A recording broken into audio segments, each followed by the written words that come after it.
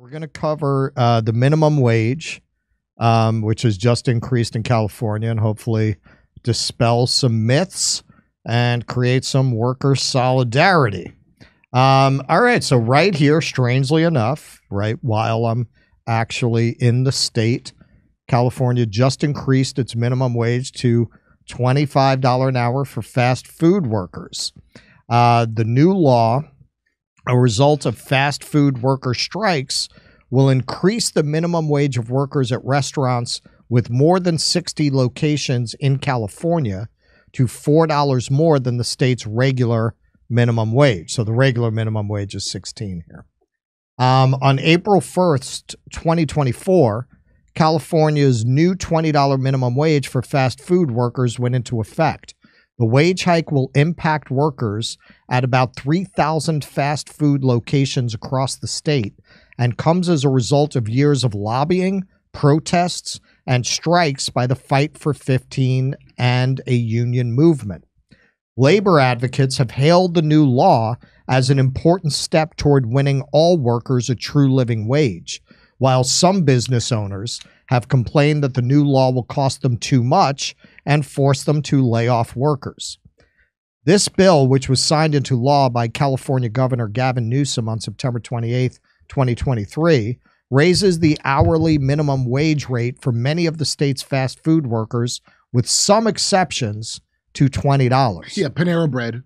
It also established, it's like a bakery exception. His friend from college owns Panera Bread. There you go. It also, I was wondering, why is there a bakery exception? What the fuck? Because he's corrupt. That was why. Yeah, it was a corrupt thing. I think they took that out, though. I think they. According to this article, there's still this bakery exception. It didn't count bagels. It was hilarious. It was like very specific to his one old buddy. That's why I said, like, why bakeries? Okay. In any case, it also established a fast food council within the state's Department of Industrial Relations, which is made up of fast food workers, industry representatives, and government officials. The law targets fast food workers specifically because it is the direct result of labor actions in 2022, when thousands of fast food workers at hundreds of locations across California went on strike to demand the passage of the Fast Food Accountability and Standards Recovery Act, which would have raised the minimum wage and created a fast food council. It's interesting, man. It's almost like when you take labor action and cripple these companies, you actually manage to get changes. You get a lot more changes than you do breaking your ass in the snow for an old grifter like Bernie Sanders, right? They actually got higher wages.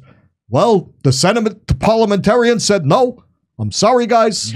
Send me more money. It was the first time I ever heard in my life of a parliamentarian when they didn't. I never heard of it either. I never heard of it either. That's the sixth branch of government. You didn't know, the parliamentarian. That was like a fucking Dashiell Hammett novel, The Parliamentarian. After fast food industry owners pushed for a ballot referendum and filed a lawsuit to block enforcement of the law, AB 1228 arose as a negotiated compromise between labor and capital.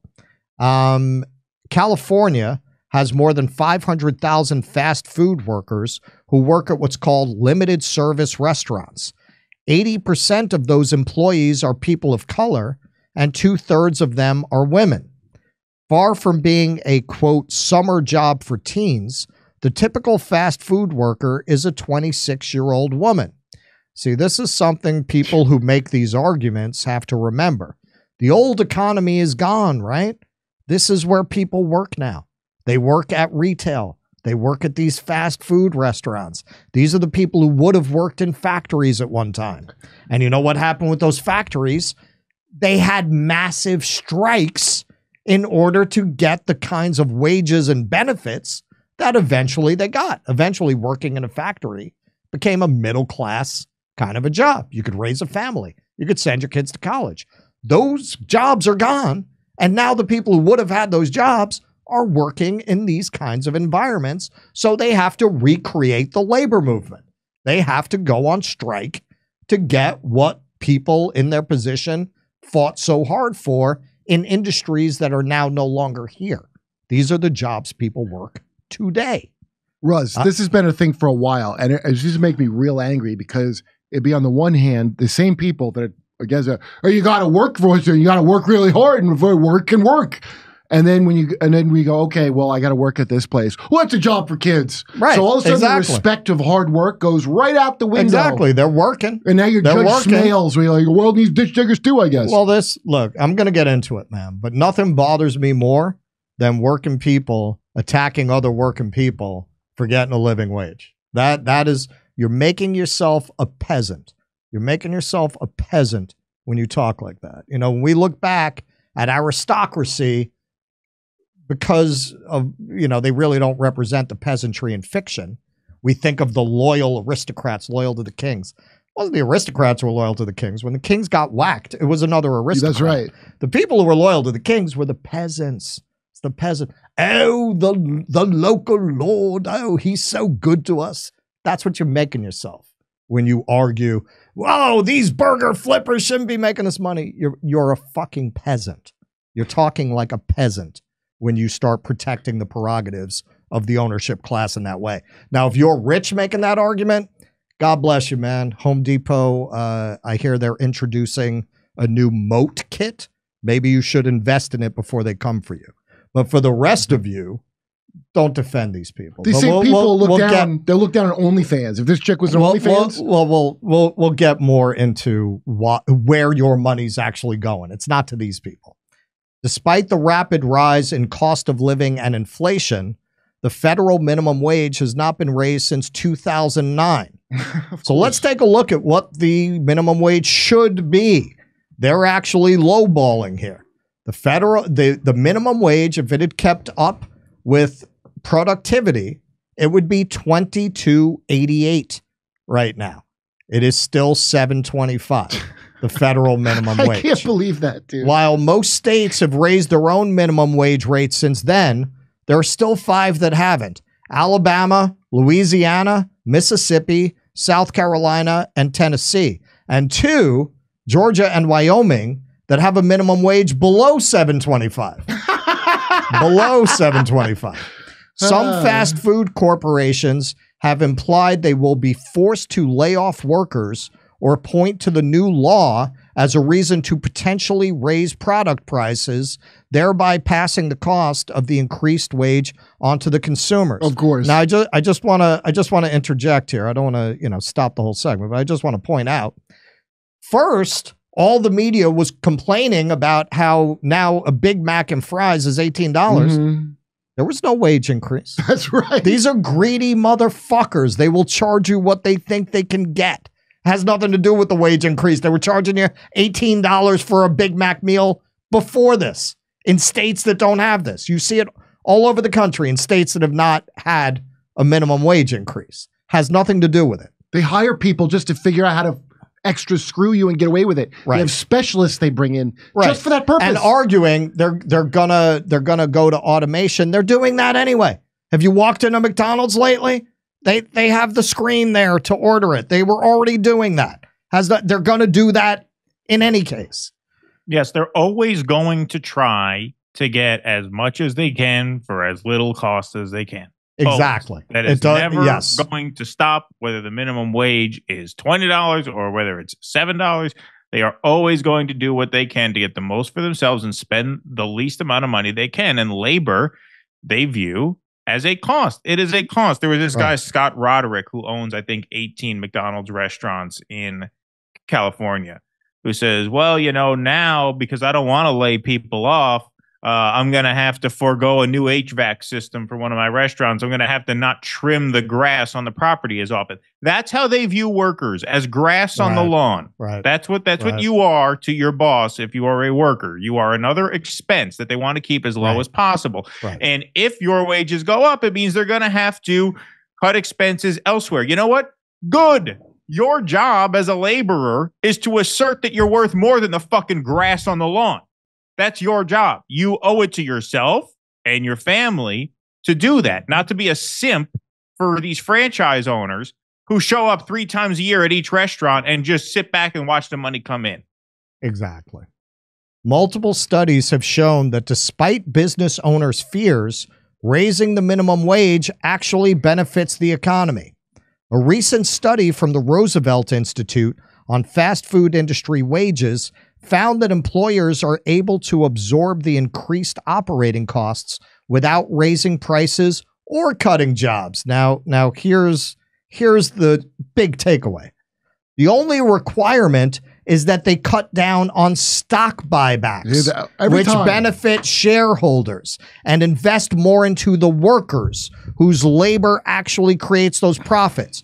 So when you see these morons telling you that, oh, well, there's not enough money there. There's enough money there. It's in the pocket of the CEOs. It's in the pockets of the shareholders. It's in the pockets of the investor class. It's not that that money is not in the system. It's not that they really have to raise prices to find that money. It's that they don't want to take less money for themselves. Now, at one time, I'm going to play a little clip from Thomas Frank.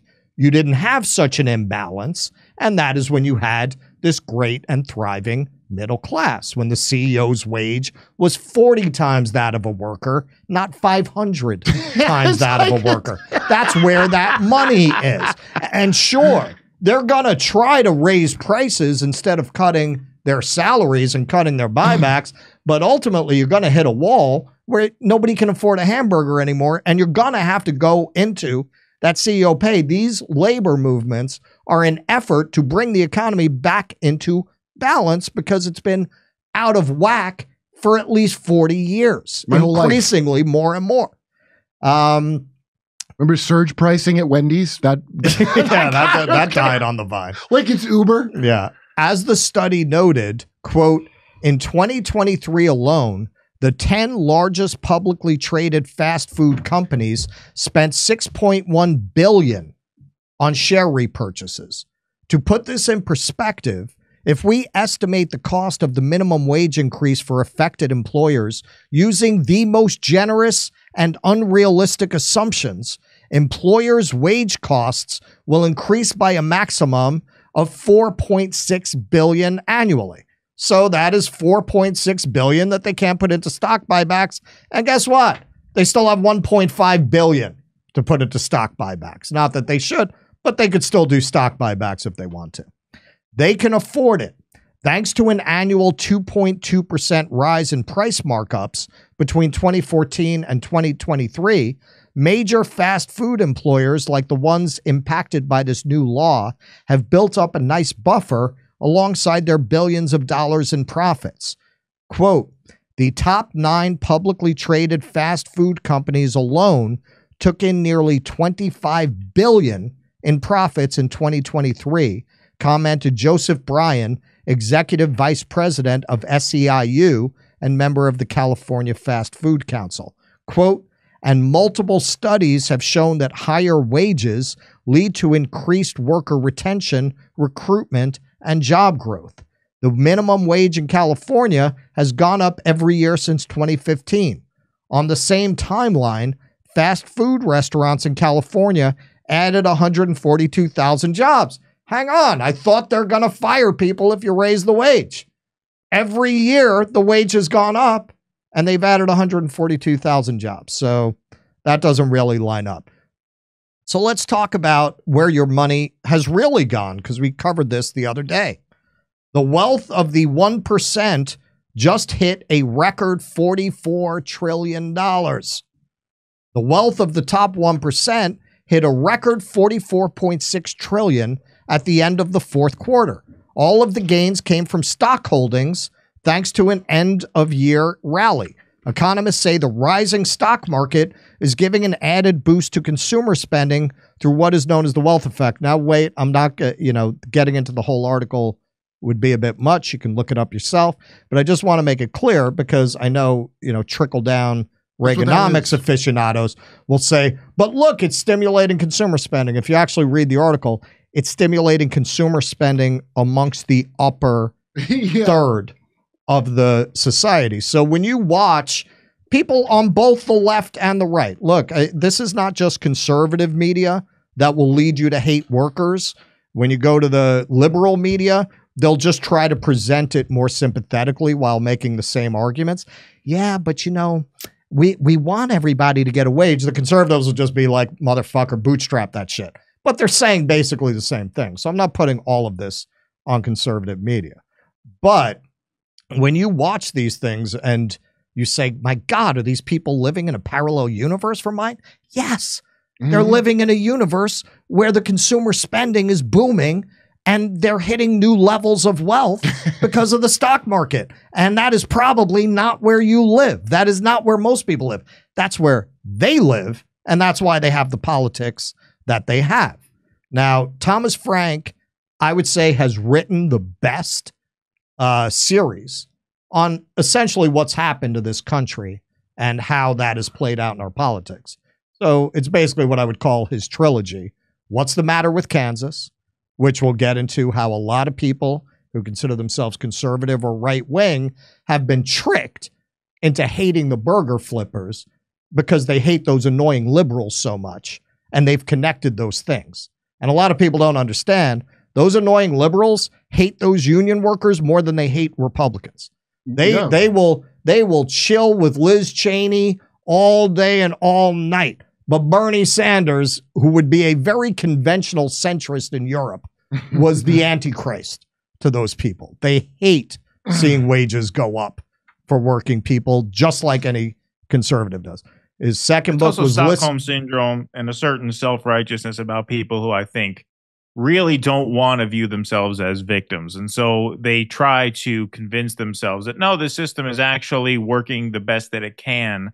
Because if I believe that, then I can't think of myself as a victim. But guess what? You are a victim. You are a victim. Right. Everyone's a victim. Right. They're Look what hoodwinking that headline says. The wealth of the top 1% hit a record $44 trillion. The GDP of the United States of America, the GDP of the richest country on earth, is $25 trillion, which means it can be argued that the richest 1% of people in this country literally own this country almost 2 times over. Their net worth, the net worth of the top 1%, is almost twice as much as the GDP of the entire country. The argument begins and ends there. I don't want to hear bullshit about immigrants picking apart chicken carcasses at fucking Tyson plants or fast food workers getting $20 an hour. If you don't see every other problem as downstream of that, the fact that the richest 1% of people own the country 2 times over, then you're a dupe. You're just a fucking dupe. So let's take a look at what Thomas Frank had to say about this, which I think sums it up very well. I was born in 1965 in a country that was, America has never had the kind of robust welfare state that you had in France, but we were, in effect, a social democracy in the sense that there was not a great distance between working people and managers, between blue collar and white collar. That's just who we were when in the country that I was born into. They called it the middle class democracy. We were the great middle class nation. Everybody had a car. Some people had a Chevy, some people had a Buick, but there wasn't a whole lot of difference between them, and we all lived in the suburbs together. And that was the country I was born into. That country's gone. And that is the great issue of the last 50 years, is the coming of inequality, that the middle class society has come apart.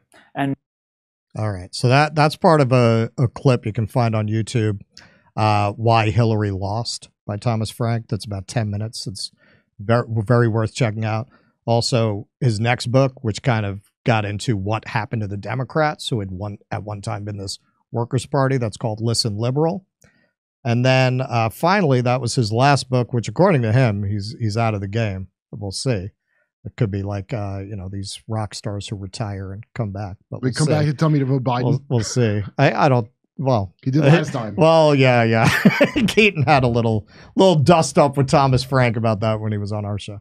But his last book was The People Know, which was about basically how the establishment and the media have always attacked populist movements with exactly the same tactics and language. You'll be amazed if you read that book at how the things they said about populist movements over 100 years ago. I've seen that. Yeah. If you just cross some things out, it sounds like they invented the word. It sounds like it came out of the New York Times last week. So end wokeness here, in their wisdom, decided to post this, not realizing its implications. It seems California hiked the minimum wage to $20 per hour for fast food workers this week.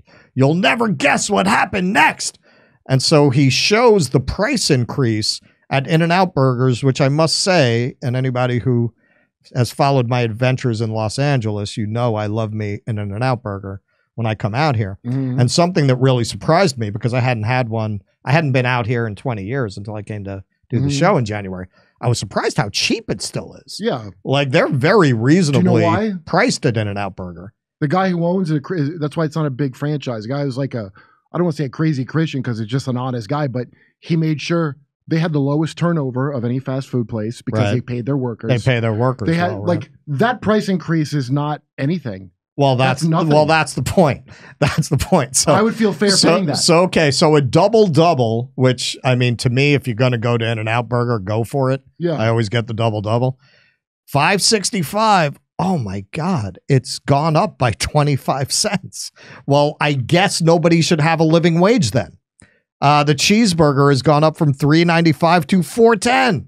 Yes, dumb. 15 cents so that people can feed their families. I don't know if I'm willing. He was even getting it. I don't know if I'm willing to throw that in to ensure that people can feed their families. Hamburgers went from $3.50 to $3.60. The horror. From what I could see here, it looks like the fries stayed the same. They didn't increase the fries, and the shakes went up by a nickel from $2.95 to $3. So, so wag that he is, Keaton decided to add his own spin on this. Easily the top 10 cell phones in the history of this site. And our friend, you're putting it up there like, yeah, look what you've done by raising the wage.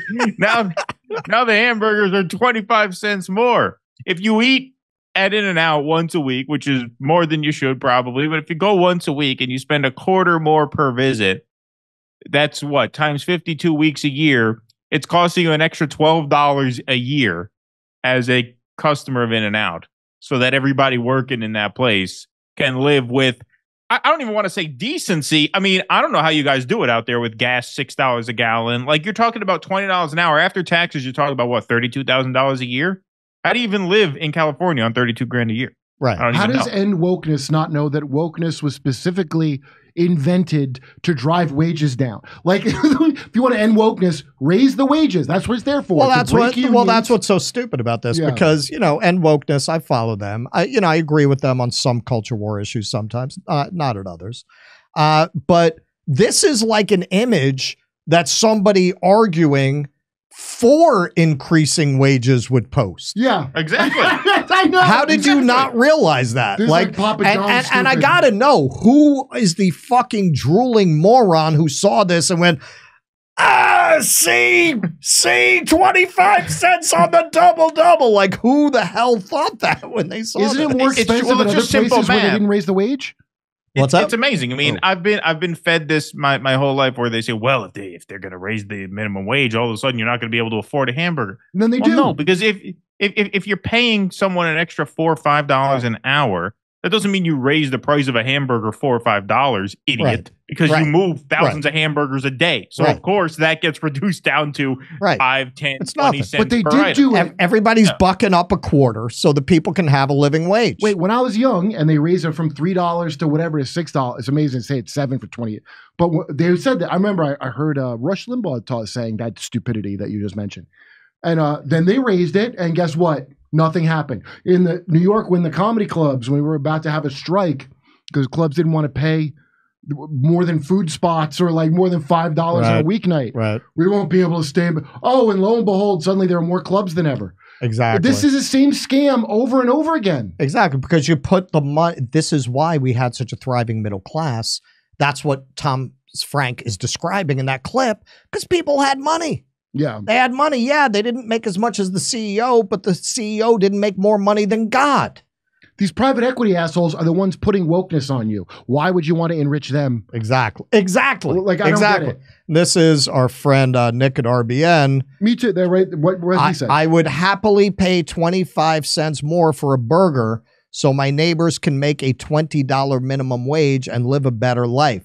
What the hell is wrong with you bootlicking Americans? Exactly. Yeah. If you are mad at the burger flipper and not the hedge fund guy, if you're not mad at the 1% that have more money 2 times over than the entire country's GDP, if this is who you're mad at, you're a peasant. You're a peasant. Get out of the peasant mentality. The North remembers. These people are not your enemies. He misses the old boot taste. He doesn't like the new. You can take our burgers, but you'll never take our freedom. So I watch these sad ass things where I'm like, it's like better watch it with that. That's probably hate speech now. Yeah. But people that I'm like, oh, this is what I was hoping. Friends of mine that were like right wing. After they saw this bullshit, especially being done to them, what we all did to the Arabs remember we all got, they all yearned to be prejudiced against Muslims again. They missed that old. It's not like, oh, if they could do it to them, they could do it to me. Not that. Right. I want to go back to the old ways where I knew who the bad guy was. Right. Well, that's it. I mean, that's how the upper class has always divided the worker, right? By playing on prejudices and resentments. But, nobody should be shitting on these workers. You should be following their example to create this kind of strike, this kind of solidarity in industries throughout the country so that we get back to a place where people can live a decent life. Even if you hate them, you should want them to get a living wage to keep them off the goddamn street, which I understand you also don't like. I don't care for that either. Hey, there's still tickets available in Stockholm, Oslo, Stroudsburg, Pennsylvania, Cortland, New York, Oakmont, Pennsylvania, El Paso, Texas, San Antonio, Texas, Edmonton, Alberta, Vancouver, British Columbia, Denver, Ashland, Virginia, and Athens, Georgia. See you there.